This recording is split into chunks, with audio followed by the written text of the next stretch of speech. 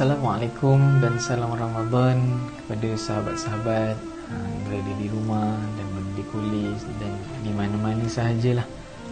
Moga-moga berada dalam keadaan sihat walafiat. Dan sedar tak sedar kita pun dah nak mendekati penghujung Ramadan.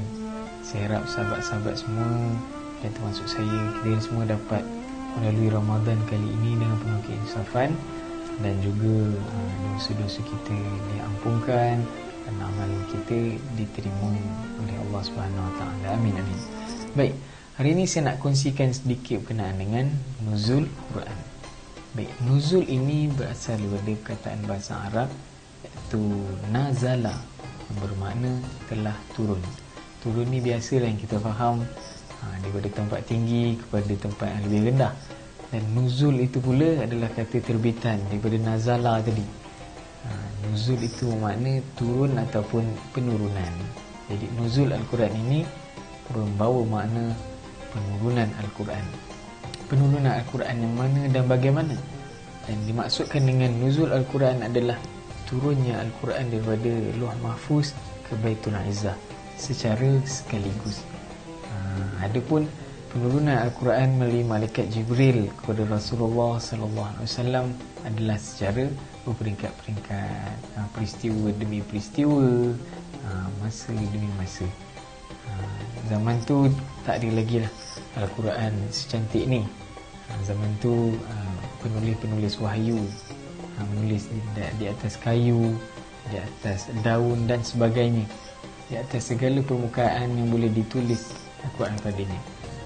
Pengumpulan Al-Quran diusahakan oleh Khulafa Ar-Rasyidin pada zaman tu sebab para hufaz ramai syahid di medan perang.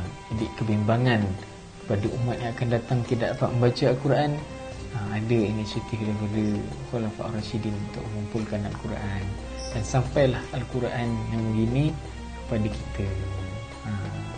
Kita ni antara yang orang kata bernasib baik sebab masih ada lagi negara yang tidak sampai mushaf Al-Quran pada ni.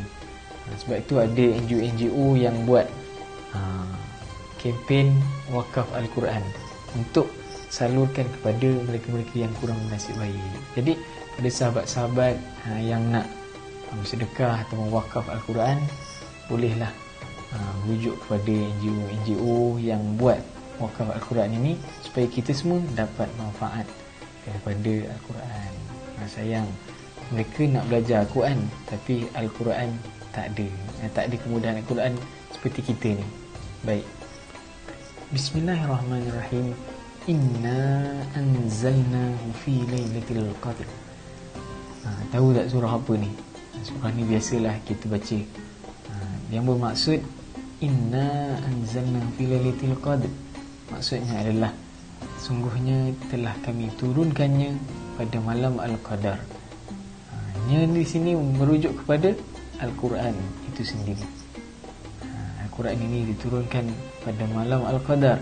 Nabi SAW bersabda, carilah kamu malam Al-Qadar pada 10 malam yang terakhir di bulan Ramadan.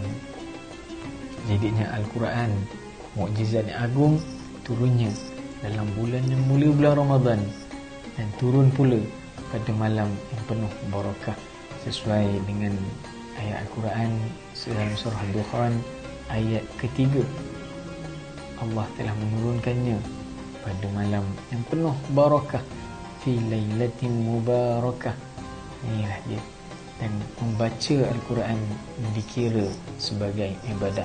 Nabi SAW bersabda, barang siapa yang membaca satu huruf daripada Al-Quran, diberinya satu kebaikan dan satu kebaikan yang menyamai 10 ganjaran. Dan aku tidak katakan alif lam mim itu satu huruf, bahkan alif itu satu huruf, lam itu satu huruf, dan mim itu satu huruf. Masya Allah, kawan-kawan, bayangkan kalau dalam bulan Ramadan ni kita sama-sama dapat khatam Al-Quran. Bayangkan berapa banyak huruf, berapa banyak pahala yang diberikan oleh Allah Subhanahu Wa Taala kepada kita.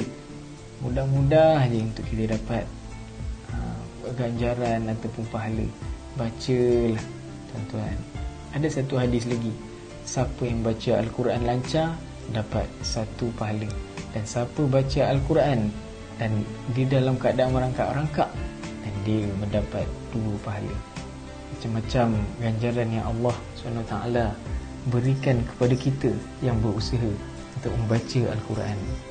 Al-Quran ini bukan turun sahaja untuk dibaca, bahkan untuk kita renungi, untuk kita hayati, dan lebih dikenali lagi dengan perkataan tadabbur Al-Quran, untuk kita tadabbur segala isi kandungannya. Untuk zaman sekarang ni nak tadabbur Al-Quran, alhamdulillah diberikan kemudahan. Macam Quran yang saya pegang ni, contoh tengok, dia siap ada tag lagi. Kalau kita buka, siap ada terjemahan lagi. Baca ayat Al-Quran, baca terjemahan.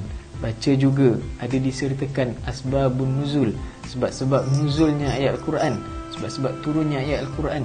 Dan juga kadang-kadang ada diselitkan dengan tafsir. Ada juga mengambil tafsir daripada tafsir Jalalain. Ada juga yang mengambil tafsir daripada tafsir Ibnu Abbas, tafsir Ibnu Katsir dan lain-lain lagi. Jadi inilah peluang kita untuk sama-sama tadabbur Al-Quran Al-Karim. Pada mereka yang belum mula, jangan risau, tidak ada istilah terlambat dalam melakukan kebaikan. Jadi boleh mula sekarang ataupun mula esok dan secepat yang mungkin. Dan ada satu hadis yang saya nak kongsikan pada sahabat-sahabat.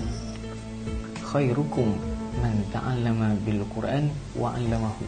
Sebaik-baik antara kamu adalah mereka yang mempelajari Al-Quran dan mengajarkannya.